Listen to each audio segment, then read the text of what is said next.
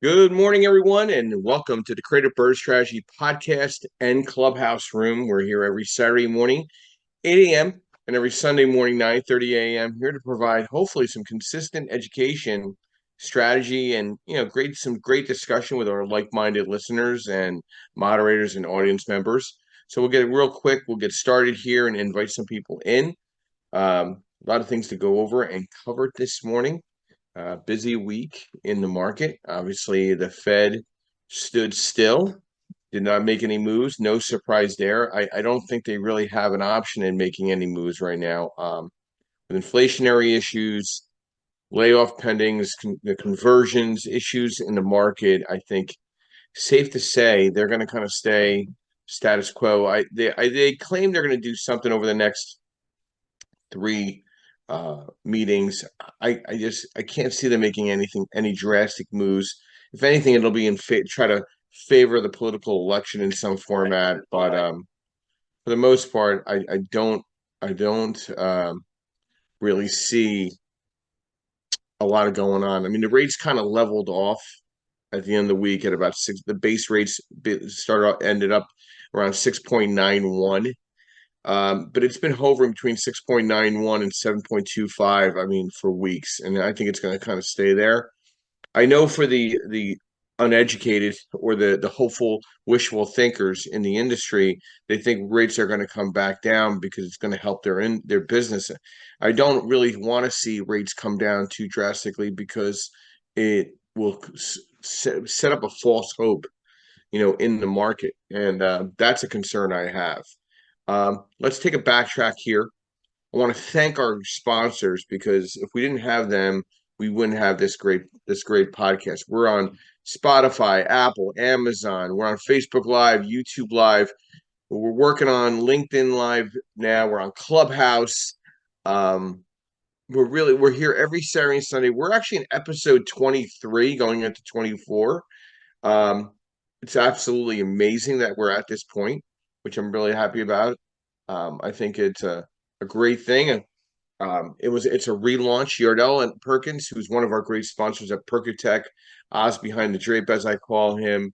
We did about 600 videos during COVID, and we kind of burnt out from it. And Clubhouse found us, we found them, and kind of went that direction. And then we wanted to bring it back to tie in back to all our listeners and our followers on Facebook and LinkedIn and things of that nature. And yeah, it's been a great road here, getting it back up on running. And we got, like I said, we have great sponsors. We have Perkatech with Yardell Perkins. We have MB Capital, which is your unsecured business line of credit referral program. Please let me know if you have any questions on that.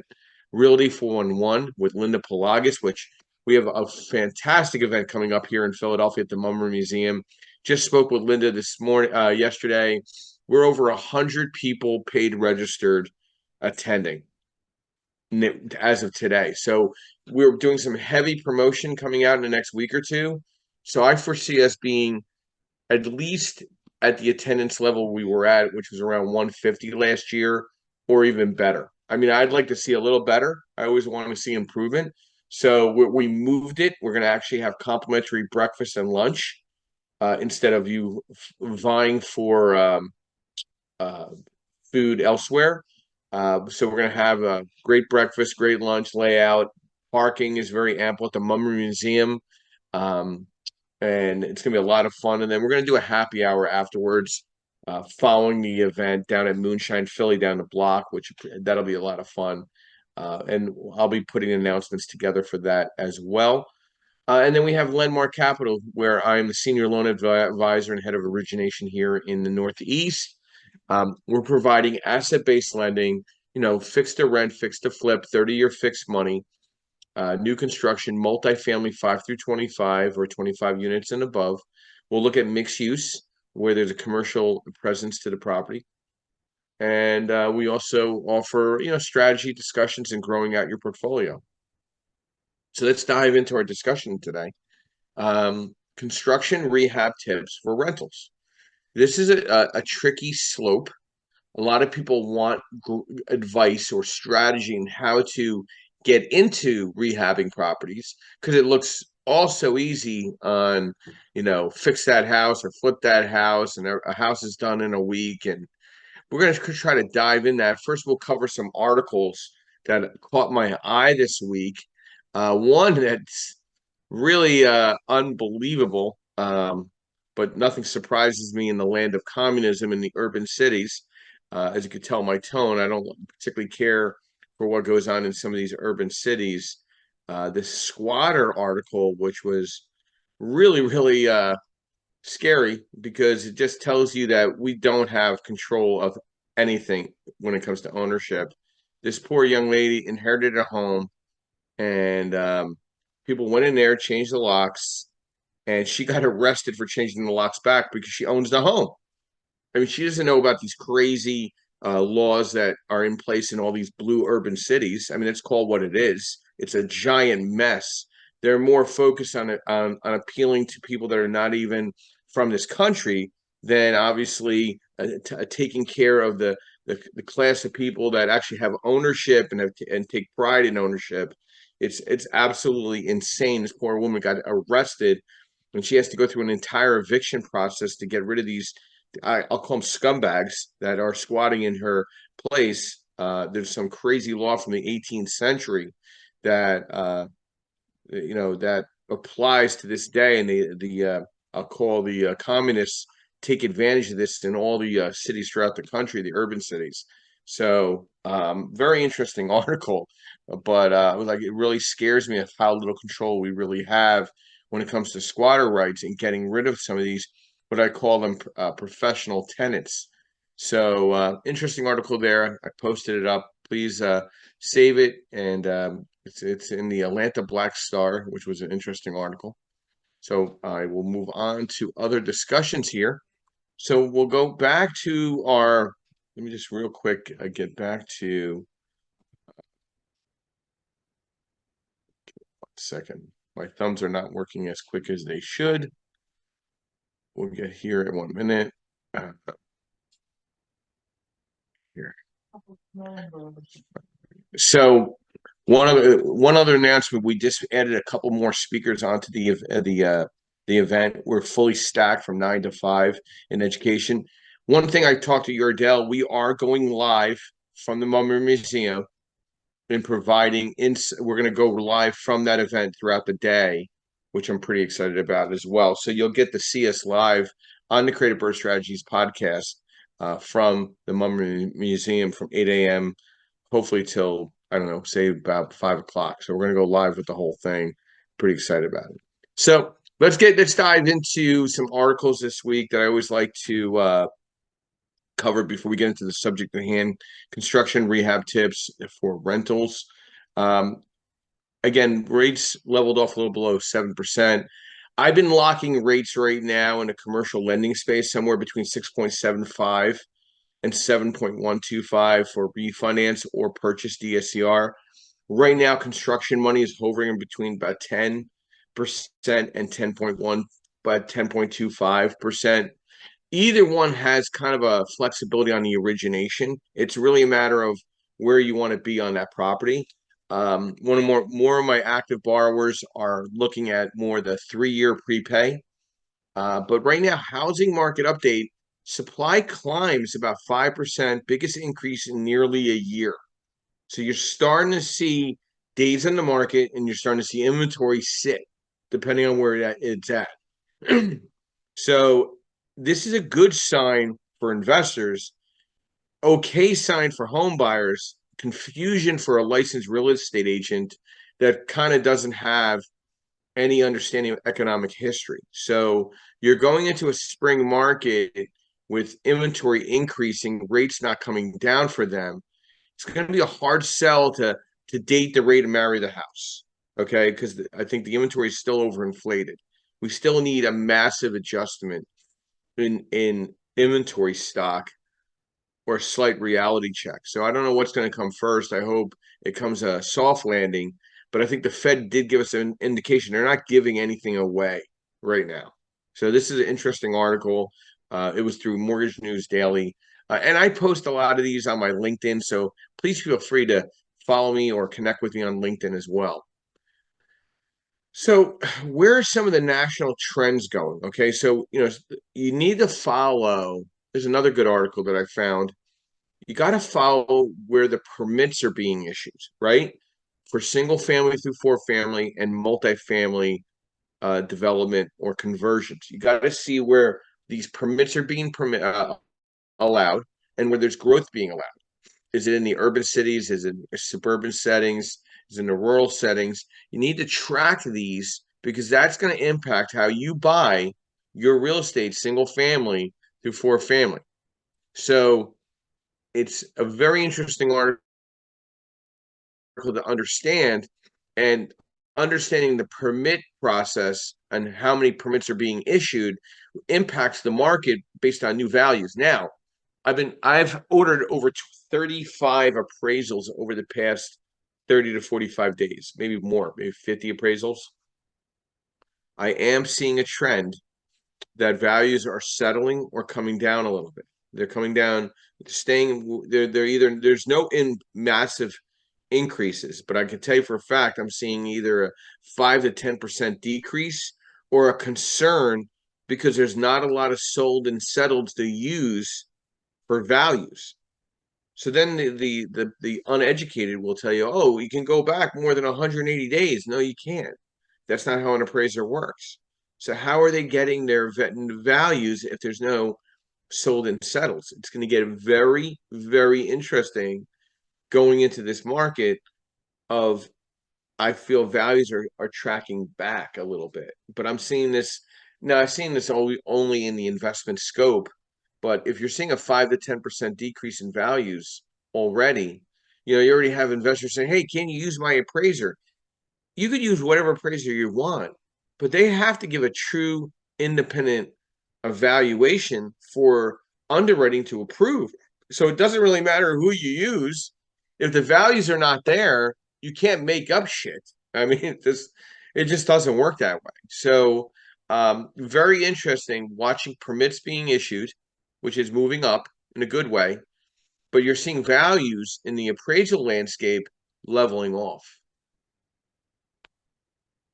Let's go to an article that I put together on uh, on LinkedIn. I also posted it on Facebook. So either you follow me on Facebook or you follow me on LinkedIn. The article is there. Construction rehab tips and strategies for rentals. And then we'll get to our moderators, of course. When it comes to construction rehab strategies for rental properties, the goal is to strike balance between cost effectiveness and durability while also maximizing property's appeal to potential tenants. And these are some tips I put together. Focus on key areas. Prioritize renovations and repairs on key areas that potential tenants care about most: kitchen, bathroom, flooring, exterior curb appeal. Cost effective materials. Offer durable yet cost effective materials. For example, laminate flooring can mimic the look of a hardwood floor, but is often more affordable and easier to maintain. A color palette. Choose neutral paint colors and finishes for the walls and floorings. Neutral colors appeal to a broader range of tenants and also make this space feel larger and brighter. Energy efficient upgrades. Consider making energy efficient upgrades such as installing LED lighting, programmable thermostats, energy efficient appliances. These are upgrades that attract the righteous tenants. Quality fixtures and hardware. Invest in quality fixtures and hardware for kitchen and bathroom, such as faucets, cabinet handles, drawer pulls. These are small details that can enhance the overall look and feel of the space. Maximize storage.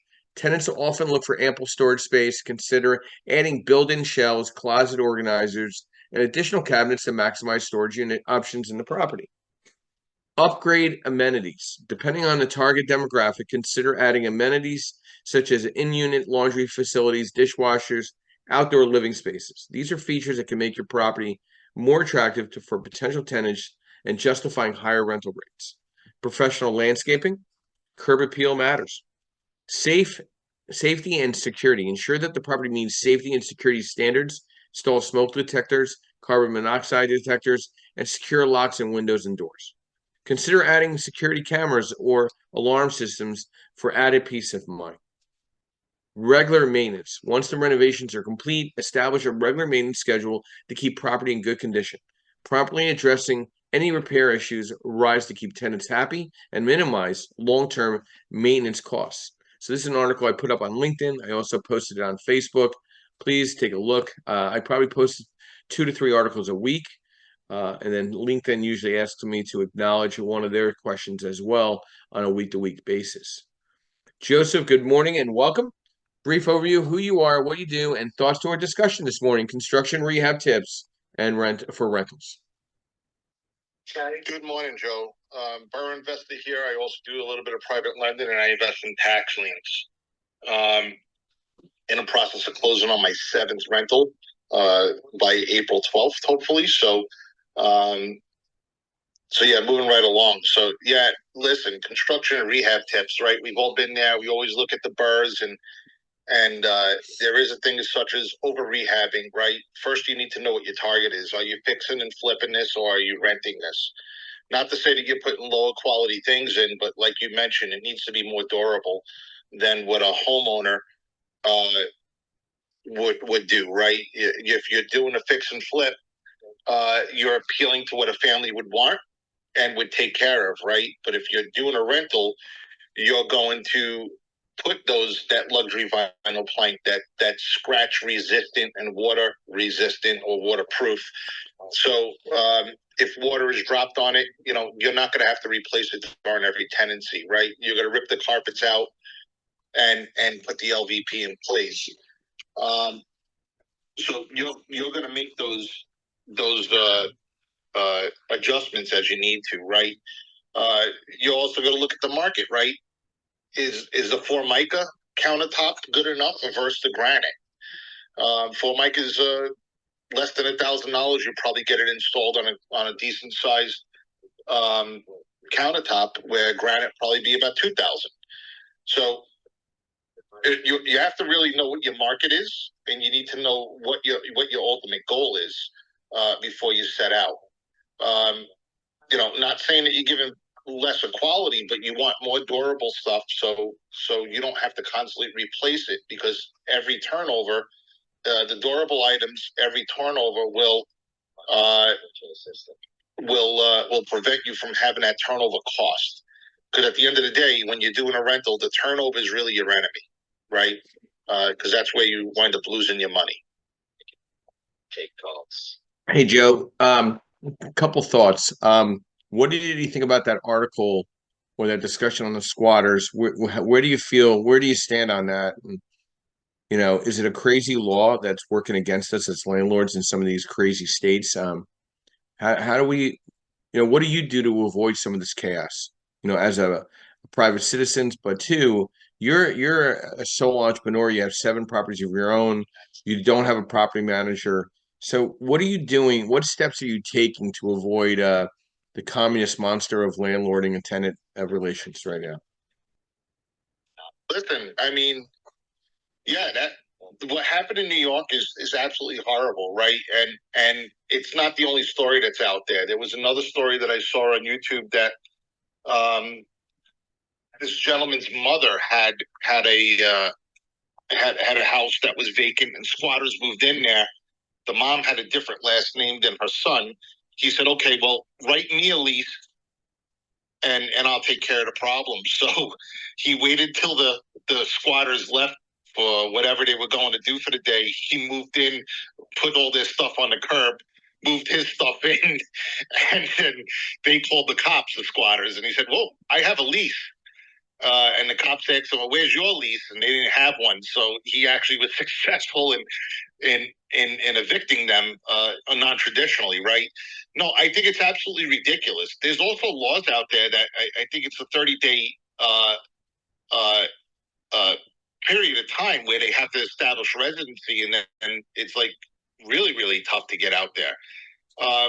There was also, and I'll send it to you, there was another YouTube again, right? All these YouTube channels that I follow, where they had an individual who came into the country as a migrant, and he started telling people that there's laws in New York where you go into abandoned properties. I saw that. You could fix them, right? You could fix them, and then the property is yours, right? And so the landscape is changing, and you need to I'm starting to look right. I have a vacancy coming up in April up in North Jersey, close to where all the situation is in New York.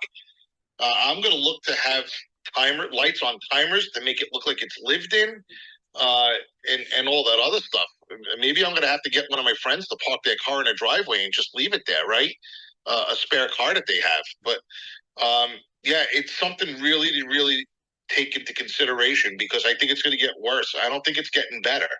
And New Jersey is looking to say, hey, we want to be to California on the East Coast. Well, California is not doing too well, Oh no. right? That's the epicenter of homelessness. I mean, if you want to take a video next to Philadelphia, it's probably one of the worst I've ever seen. I mean, when I was in Los Angeles, Joe, it was horrendous, horrific, and they just allowing it to this. I've never seen LA so bad. Right. It's kind of insane, but yeah, I saw that video too. How insane that illegal alien was basically stating how to get it, come up there and take advantage of us as entrepreneurs, which made me disgusted. But either way, let's get back to our discussion here at hand. Some more affordable renovations for real estate investors that and I'm sure Joe will confirm as well as Justin and Albert will get to. Starting with paint, it's shocking to see how much simple coat of paint will change the look of a property. You know what I mean? Replacing doors, and making sure they're in good shape. That's a big difference. Adding some tile. I'm a big fan of backsplash everywhere, and protecting the walls. So, and swapping out switch plates and door handles. Maybe some curtains. Whether for like Joe, like you definitely want to make sure that it looks lived in. You don't want to leave no curtains in any of these units where people could see that it's empty, right? Painting kitchen cabinets and updating hardware, focusing on home exteriors. I'm a big mulch guy. I love mulching the gardens and making things look real nice and putting some planters and things of that nature. These are not high investment renovations, but then you got to get into the high investments. What's your kitchen look like? What's your bathrooms look like? Okay. Expanding the outdoor space, choosing different type of flooring, knocking down a wall here and expanding the kitchen a little bit, maybe if need be, if you can refinishing the basement if you can. These are things that you have to look at the cost benefit relationship and what type of tenant you're going to attract based on that relationship. I just wanted to post something up that I just put up just a second ago. I'm happy to say that Yardell's in the near completion of my personal website. So if you'd like to, you know, take a look at it, love you for to take a look at it and see what you think. You know, opinions, you know what opinions are like, but I think it's a beautiful website done by Yardell Perkins. So we're doing a little final finishes on it, but looks really good. Ties into the Creative Birth Strategy podcast as well. So please follow me and connect with me on my website now. Pretty excited about that. So I just posted that up and above the podcast and website we typically put, and then now obviously Philly Realty 411. Let's talk about real quick before we get back to our moderators. What are the most competitive rental markets going past quarter 1 in 2024?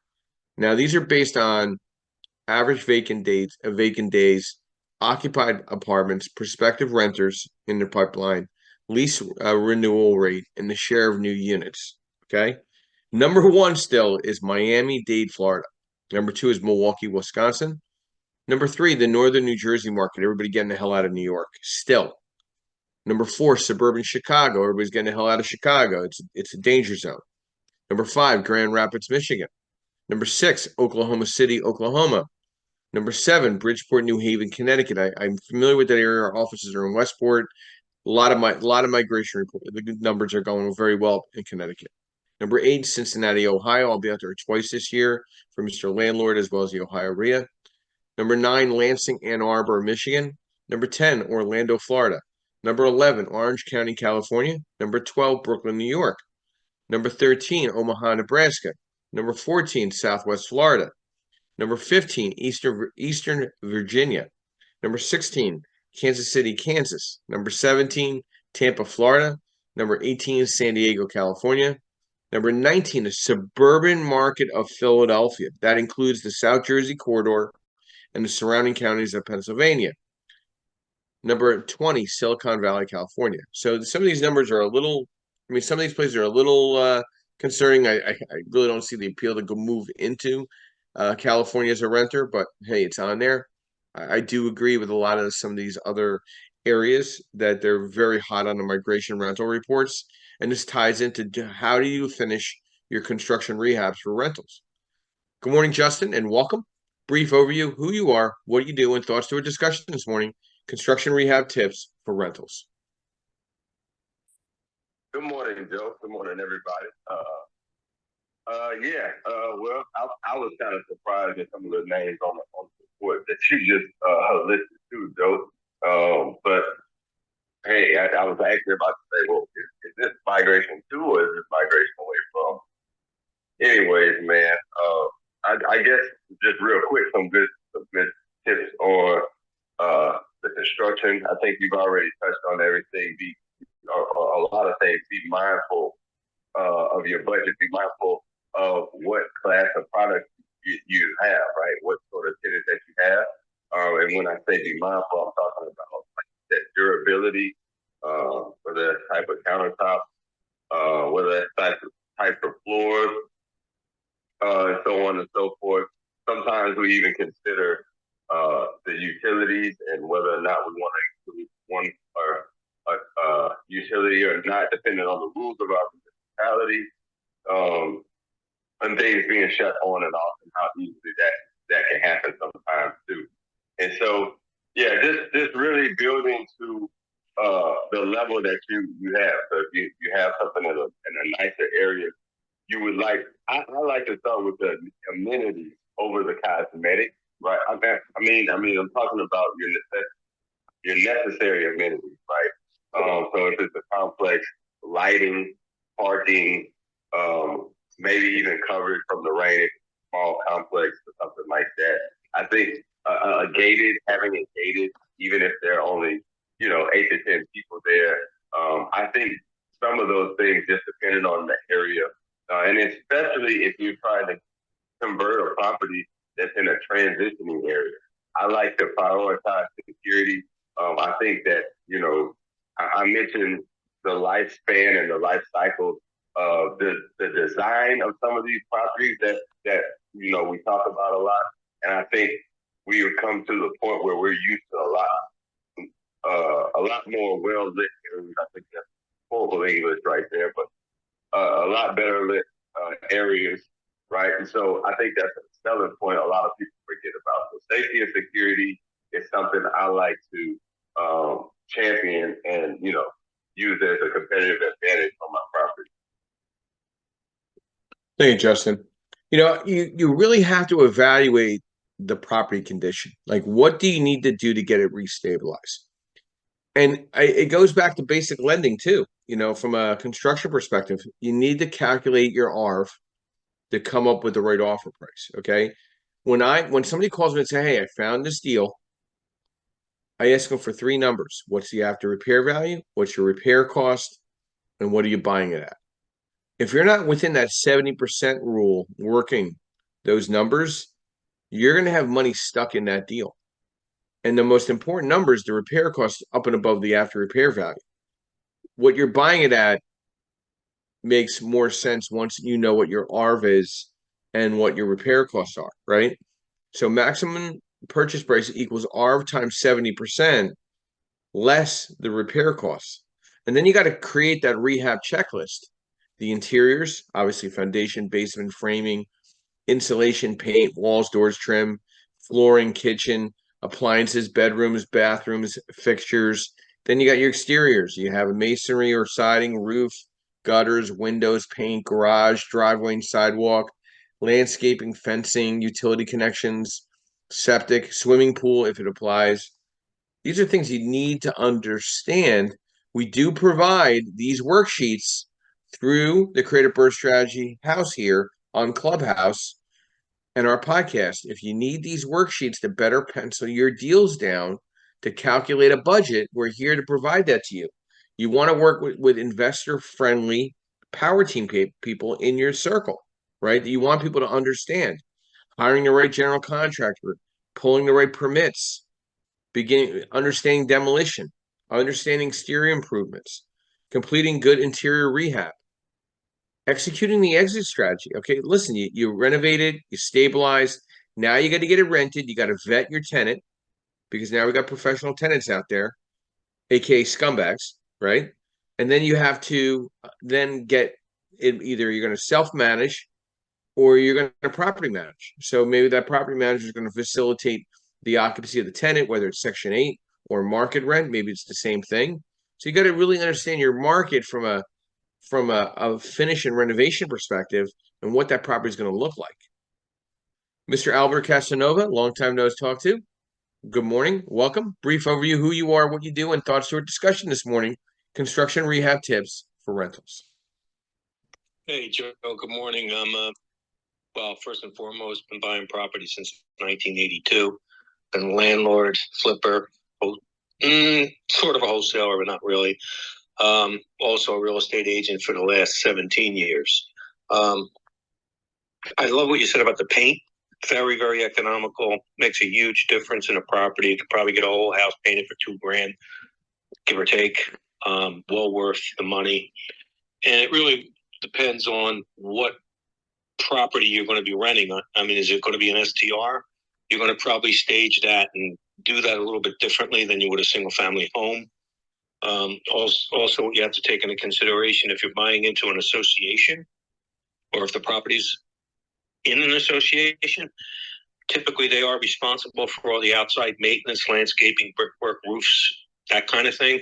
So I would definitely do some diligence and look at the complex itself just to see how well it is maintained. They have rotting railings for 12 years that they're not doing anything about? And you as a landlord / owner of that unit really are handcuffed into what improvements you could be making to the exterior. So that's got to be taken into consideration too.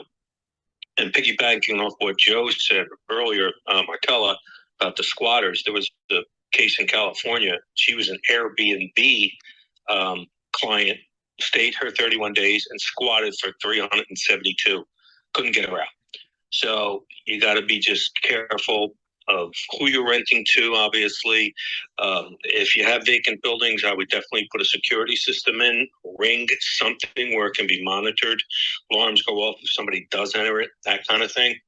And if it is a long distance property, then have boots on the ground, pay somebody $100 or whatever to run over there and just, secure the property if something like that happens. Lastly, where I'm at down the shore in Jersey, we have a pretty, I know where you said we're 19th on the list, and that's kind of hard to believe because we can't hold rental properties, decent rental properties for more than, I don't know, a week before they're gone. Washers and dryers, somebody mentioned that, very, very, if you can put it in the unit and the association or you can put it in, absolutely have that. Everybody asks me about washers and dryers when I get the leases or potential tenants. March 20th in the state of New Jersey, they've mandated a flood risk notification addendum to any lease or purchase must be included. And obviously everything down the shore is in a flood zone. So basically the lease has to have that addendum in it stating, is it a 500-year flood plan? Is it a 100-year? Whatever the classification of that particular property sits in a FEMA map has to be disclosed, and the renter has to know. So that's a new law. March 20th just hit the ground. So a lot of people are, now you got to reanalyze. Do I need flood insurance? Do I have to have the tenant buy flood insurance? That's another component to the rental market in my neck of the woods. So just wanted to share that with the group too. Thanks, Joe. So Al, stay on mic if you don't mind. So what I was ranking is the top 20 markets being recognized. I mean, as you know, you can't. I mean, rentals are flying off the shelf right now in availability in the Atlantic County market, Cumberland, Salem County market. What are you seeing from an inventory perspective in Atlantic County, which is where you focus? Because to me, the Jersey Shore is one of the most key factors how the rest of the country is impacted from whether the condo market is sluggish or the vacation rentals are sluggish right now, or the market rents, the market values are leveling. What do you see? What's the mixture right now for you in the market? Because you've been in the business, for 10 plus years. You've been through many economic cycles where a lot of these real estate agents don't have any rings around the tree. So, what's your thoughts? Well, twofold. The yearly rental market is still robust and good for landlords because people need places to live. They're either getting the properties that they're in are being sold, or they just, for different reasons, maybe the landlord wasn't taking care of the property the way they should have. They can't live under those conditions anymore, blah, blah, blah. I mean, I have a list of Section 8 tenants that, I'm a Section 8 landlord, and I have, I don't know, I can't even tell you. If I put a property on the market, 16 calls in one day, all vouchered already. So the yearly market is really good. The seasonal market, I have seen some diminishing. It's so hard to gauge because, they sit for a while, like these, $5,000 a week units or whatever the number is. But yet somebody rented a house for 150 grand already this season. I can't wrap my head around paying that kind of money to rent, but they are. So high-end rentals, you're going to rent them. The $5,000 a week, they may sit for a while. You may have to come down to 4,000, or some adjustment in price. I am seeing that. I am seeing that type of short-term rental market being a little bit diminished. I would say since COVID, definitely dropped down a little bit. So the condo market's another indicator to values throughout the country, especially again going back to the Jersey Shore. Are you seeing some leveling off on values in the condo space right now? Because that's one of the key indicators. So, are you starting to see some issues there, in your market? Because that indicates a lot throughout the country for the most part. Yeah, I mean, the DOM's definitely gone up from, maybe 30 to 50 overall in the condo sector. But on the same token, myself included, we're seeing highest and best. Buyers are losing bids. It's still happening. So it's twofold. I mean, yes, there has been a little bit longer days on market, and there's also been the flip side of it where we're getting, multiple offers still on properties. In fact, I'm under contract right now for one, and they got to come up in price. Simple as that. Yeah, we're closing on our fifth motel conversion, and you know who I'm talking about, to multifamily, and he's literally lined up. One of my clients is lined up with Section 8 vouchers to fill studio/one bedrooms. Like the minute that they're renovated, I mean, there's just a stockpile of takers offshore. Right. And I don't foresee that slowing down in any way. I think that only, if this niche goes accordingly, this motel conversion niche, Al, this young gentleman will have 10 more motels just like this lined up, filling them up to the gills with Section 8. What's your thoughts to that with the corridor that you're aware of where this one client's buying? How do you think that's going to impact a real estate agent such as yourself that's on the shore and working both offshore, onshore rental opportunities for investors? Are you referring to these motel conversions? Yep. Maybe what is it, 100 keys plus? How I large mean, is the unit? he's focusing on the 25 key plus average. Okay. So he's doing the 25 key or under because these all come with a significant amount of land where you could actually hop in a opposite modular to these buildings and double up the size once you stabilize on the one side. Does that make sense? Yeah, I mean that seems like a really good opportunity to capitalize. Obviously, the variances were granted, the permits were issued to do stuff like that. Yeah, they were. So what is it? What do you how do you think that's gonna like that's Section 8? We add 200 more doors of Section 8 offshore. What do you think that'll do to the Atlantic shoreline? Will that help and bring a better market rent to or will you have rents sitting out there longer that once were taken up by Section 8? You know what I mean? Yeah, well, I think it all comes back to any business and supply and demand, right? Right now, there's not enough supply, so everybody rents anything in 2 to 3 days. If 200 units go up at once, well, then obviously there's going to be a supply issue filled. And yes, maybe if you think about supply and demand, if the supply is there, the demand might diminish, and so might prices. Yeah. Or not rental prices. So that certainly could affect the market. We have a big development by D.R. Horton right now, near my residence. I think it's like 563 units going up at once. I don't even know what they are. I don't know if they're going to be rental units. I don't know if they're going to be, homes or townhouses or condos. They literally cleared out. I don't know. I can't even tell you how many acres. And I know it because I saw the whatever the zoning permit. I think it's like 563 units. So that's going to be interesting to see how that's going to impact our market. Thank you, Al. That's tying to the top 10 housing markets so far in 24. We talk about the rental markets, but that's tying the housing markets because it still talks about construction. It does link to what type of construction rehab tips for rentals. Okay, because if somebody can't afford a house, they're going to want to still live there because it's a strong housing market. Number one is Buffalo, New York. Number two is Cincinnati, Ohio. Number three is Columbus, Ohio. Number four, Indianapolis, Indiana. Number five, Providence, Rhode Island. Number six, Atlanta, Georgia.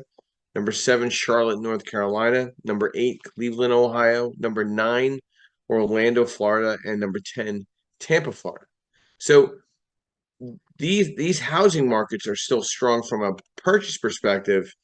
How affordable they are for the current home buyer that needs to buy a home out of necessity right now is yet to be determined. But I can tell you, the Ohios are really primed for buying single family homes through 4 family right now. Buffalo, New York, I like a lot. Indianapolis, Indiana, kind of a dumpster fire, in my personal opinion. I've driven through it several times. I've never seen a more hoodier area near a major NFL football team. I like Charlotte, North Carolina, but I think that is more of a rental multifamily play. Atlanta, Georgia, I think affordability is a little rocky.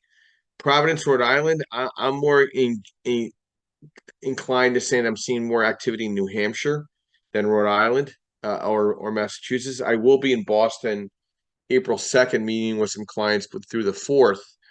So I'll be taking a look. Obviously, your Floridas are going to stay very consistent. Who doesn't want 70-degree weather or better? Never a bad day for more than 20 minutes in Orlando or Tampa, depending on what rainstorm comes.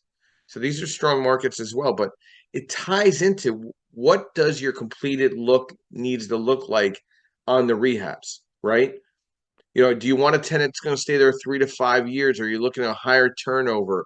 Are you looking Section 8 and take that voucher and run? Are you looking at the market rent and say, hey, I want a Class B tenant, Class B plus tenant that's going to take care of the home as if it's their own home?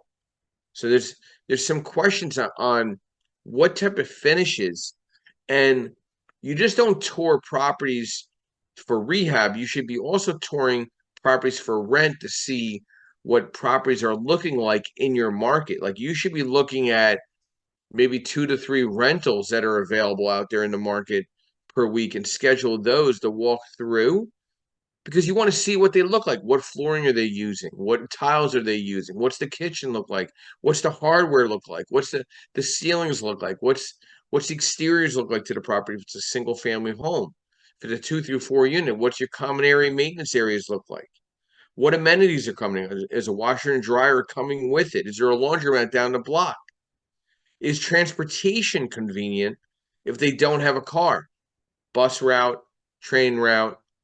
Is it easy to get back to the urban setting where maybe there's a job opportunity? Okay. You got to look at all these pieces of the pie to determine if I'm going to buy something down the block from this property, does it make sense? Will I justify my debt service coverage ratio? Can I cover my leverage? And am I going to attract a good tenant? Melissa, good morning. Thank you for your patience. brief overview, who you are, what you do, and thoughts to a discussion this morning. Construction rehab tips for rental properties. Hey, good morning, Clubhouse. Thanks for having me up, Joe. This is Melissa King, One Last Eye LLC. I am a virtual assistant in Michigan. Realty, bookkeeping, and admin professional is what I do, besides being a licensed referral agent and a notary here in Michigan. Wow, great discussion this morning. I do also love paint.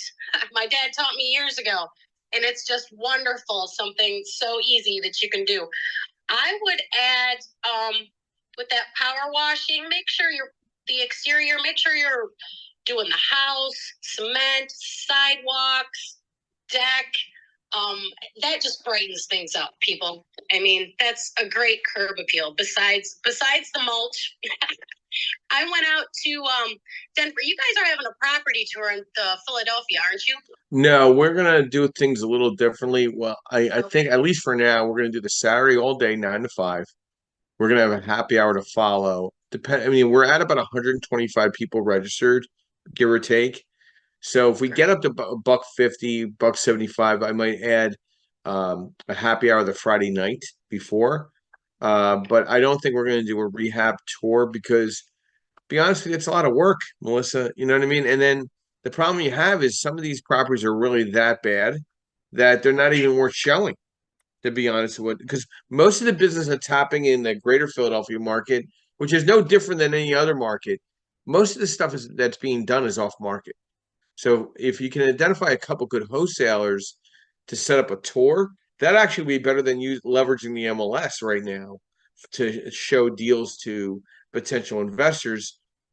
I don't know, not that I'm getting old, but I'm just being more calculated on the event. We're podcasting the event live, the entire event, and we're going to be having speakers all day. So there's only so much time and energy, you know what I mean, to be cost effective. You know what I mean?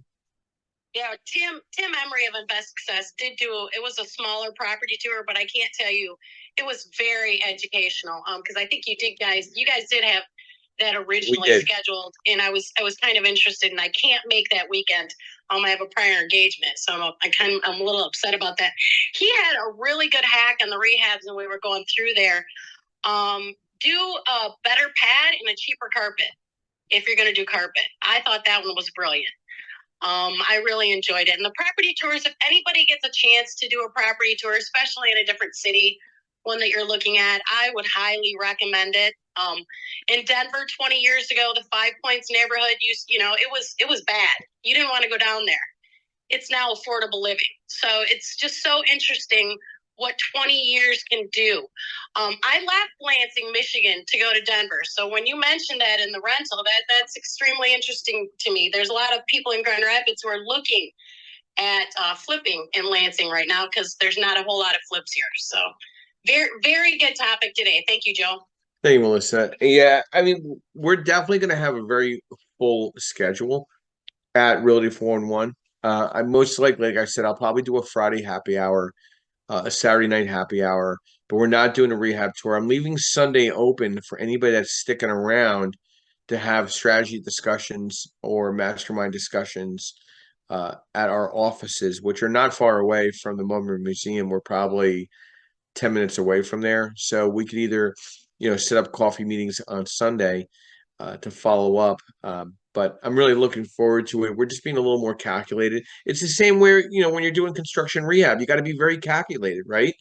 You need to know how to inspect the property. I mean, listen, there's nothing wrong hiring a home inspector and paying them and then walking through with them when they're doing the home inspection, checking the furnaces, checking basement water issues, windows, roofs, septic system or sewer line or flooring, plumbing. I'm more of a fan of hard laminate wood floors.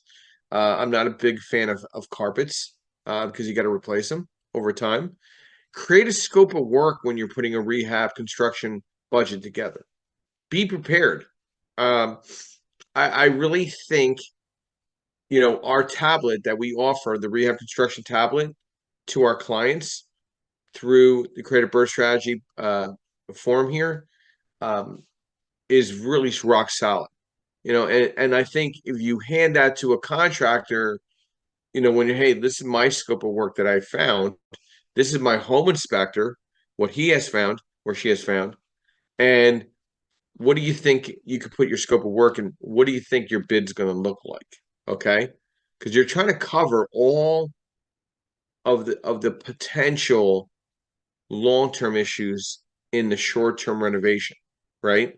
You want to make sure you can catch these ongoing issues as they come up because the renovation from the get-go that restabilized that property was smart, okay?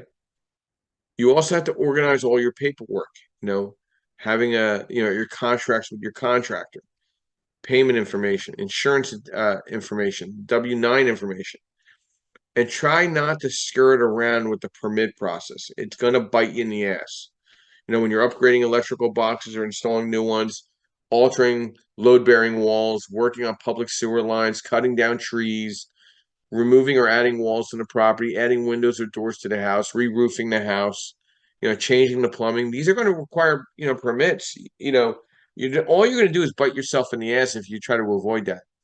And managing the real estate rehab work, trash cleanup and demolition, framing and foundation issues, electricity, plumbing, HVAC, insulation, trimming and painting, and then also understanding the draw schedule. Like, how does that draw work? You need to complete work to get money back. It's not that we're going to get, like, a lender's not going to give you money up front. They want to see completion. So you got to understand that you're going to have money in first, and then the money is going to come back on a draw schedule. So if you need to help work through that, work through that. And also, you need to set up some money aside to stage the unit for rent. You might, if the rental does stay there for a little while, people don't have really a good imagination whatsoever. They really need to get walked through on what the property could look like if they're renting the unit. Staging is very important. I'd allocate $1,000 to the side just for that in case you need to stage the unit. Joseph, some final thoughts in our discussion, construction rehab tips for rental properties. Joe, great conversation today. I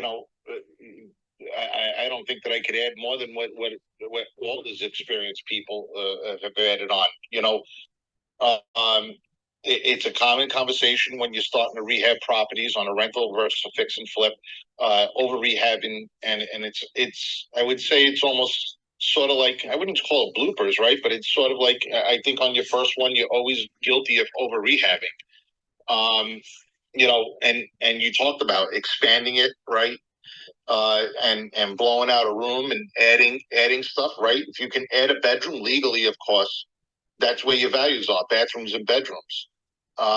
More bedrooms you have, the more people can live there, the more rent you can get, and that's the name of the game. But you have to check and see if it's cost effective for you to do so. But no, great conversation as always, Joe. Great topic. Thanks for having us. Joe, it's funny. I had a conversation with a newer investor, very new, first renovation, just this past week, and he's like, "Hey, can I do some of the work myself?" I said, "Listen, you still have to have a licensed contractor submit this bid. If you work something out with the contractor that you claim that you can do whatever you think you can do, knock yourself out. I mean, I hope the workmanship is there. Um, but as you know, Joe, and I know, you know, when you try to do some of the work yourself, you could bite yourself in the ass in a poor job. I mean, what's your thoughts of? I know you do some of the work yourself on stuff, but do you see a difference when you hire somebody comparatively to bring somebody doing it yourself? There's an absolute difference, Joe. First of all, I don't like working on places when my tenants are watching me because I don't necessarily know everything what I'm doing. I'm figuring it out as I go along. So, I'll work on stuff when it's convenient for me. But I mean, there's just so many cheaper options, right? When you're talking about a major rehab, that's a different story, right? And the professional is always going to beat me. When I'm doing the work. Number one, they're going to beat me in time because that's their job, right? I'm going to be able to do this on weekends and after my W-2 job on weekends and evenings. and they're going to beat me on skills and experience. So they're going to get it done faster, and they're going to get it done correctly. If there's anything that's permit worthy, well, of course, they're going to be the licensed one that's going to have the permits, and they have the insurance in case, they're sweating a pipe and they're burning the house down in exchange. But right now, if a tenant was to call me with an issue, it's so cheap to get things done, believe it or not, if you do it correctly. I think I've said it before, but there's two apps that I use on my phone, TaskRabbit and Thumbtack. And that's where people will go and they do side jobs and they'll do handiwork. I mean, I had a switch replaced on one of my properties. A switch went bad for the light, and I had that replaced for $50. Is $50 worth me driving 30 minutes, then seeing what the problem is, going to Home Depot, getting the switch, going back to the property, replacing the switch, and then drive back home another 30 minutes? So that'd be what? About 2 hours of my time. So for $25 an hour of my time, I got someone to replace it and do it right. So that's where you have to weigh out, if you're doing the work, what are you really saving? Right. And I hate to go into the time and money conversation because that kind of irks me a little bit, but I'm willing to spend $50 for someone else to get a job done in an hour that would take 2 hours. Number one, it gets done faster. And number two, it makes the tenant happy. And number three, I ain't got to do it. Right. No, I agree with you. And from an accounting perspective, it's called cost benefit relationship. What will it cost you and how will it benefit you and what the relationship is between the two of them. Justin, you being a real estate broker and GC, where do you see the pros and cons of construction rehab tips for rental properties, and final thoughts to this discussion this morning? Yeah, absolutely. Well, like I said, you need to be mindful of the property that you're looking at, and just if your goal is to upgrade, you need to. I'm just tracking with things already, right? So if I look at the mortgage, I got a 20 or 30-year mortgage on this property, and then at some point I'm going to want to exit my property. I need to make sure when I touch the plumbing that I do the plumbing that'll last 30 or 40 years, right? And when I do the electrical, I'm looking at the same thing. I think we upgrade things a lot faster. So nowadays, now anytime you go into a property, I think adding minor upgrades to the electrical and maybe even technology, you don't have to break the bank, but just being smart with some of your progressive construction things and needs. And look, you touched on something that's huge. I think we overlook it a lot. I did, and I'm paying for it. And I listened to a lot of jargon in the beginning from people who were scarred from the permit office or this, that, and the third, and I heard nothing but horror stories. Literally nobody told me anything good about the permit office, and I tried to avoid that. And it's causing me issues on the back end for older properties that I'm trying to get rid of. Then they have some work done that doesn't have permits. So just be mindful of that. Be careful who you listen to. And it was a couple of years ago, but the effects, they follow you. So just those things, man. This is something you should want to cross your T's and dot your I's and be your best at. So consider that when doing your repair. That's my thought. Thank you, Justin. Listen, I know we want to make as much revenue from an investment property as possible, but there's a certain borderline that you need to consider in renovating the property properly to extract the right amount of money on that property. All right. Because if you don't treat the property correctly, all you're doing is diminishing your return on your money. Right.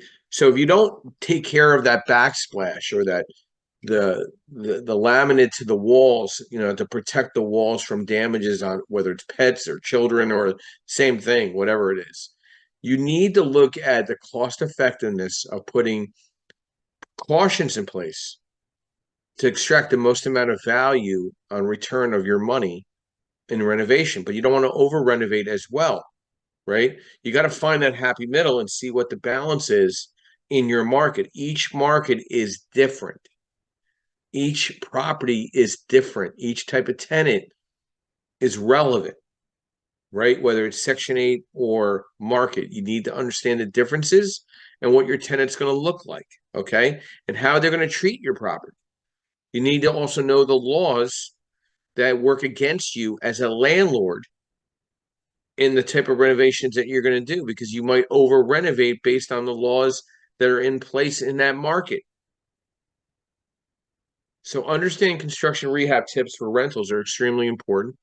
We provide the right software for you to underwrite and use to pencil your deals down, whether you're getting financing or you're buying it cash. You need to understand the entrance strategy as much as the exit strategy in the long-term hold of the property. So we offer Mayo worksheet with maximum allowable offer, how to buy correctly, cash flow worksheet to understand cash on cash return, right, and cash flow. We offer debt service coverage ratio worksheets to understand the debt service coverage ratio. Does it work on the refinance?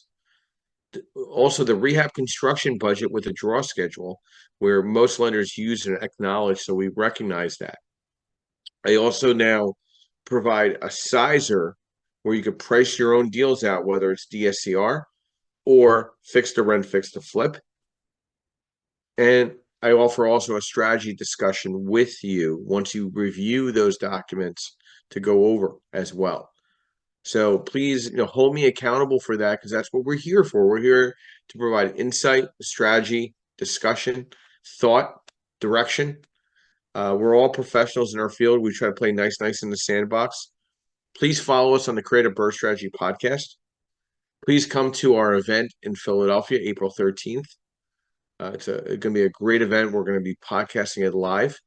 I want to thank our sponsors today, as always. We have Perkatech with Yardell Perkins, our social media strategist, MB Capital, your unsecured business line of credit specialist, Realty 4-in-1 with Linda Pelagas, our national publication and our support system on our events throughout the country, and Lenmark Capital. I am your senior loan advisor and head of origination in the Northeast. My name is Joseph Scarice. We provide asset-based lending from a 30-year fixed loan on 1 through 25 units, fixed to rent, fixed to flip, new construction, multifamily 5 through 25, mixed use with a commercial residential blend.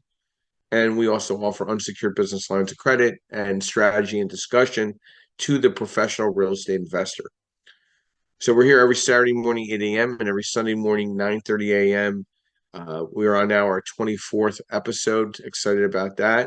If you'd like to be featured in one of our episodes, please reach out to me as well. We'll be more than happy to put together a 30-minute interview to hopefully brand and promote your business and get you out there in front of people. So I want to thank everybody this morning. We're going to get rocking with this and finish up our discussion this morning. But I always want to end with a great quote. Always look at what you have left. Never look at what you have lost. I want to thank everybody. Have a great Saturday morning, and a little rainy here in South Jersey. And we'll see you back here at 9:30 a.m. tomorrow morning, Eastern Standard Time, with another great discussion. Thank you, moderators. Thank everybody for being engaged. I'll be ending the room in the next 30 seconds.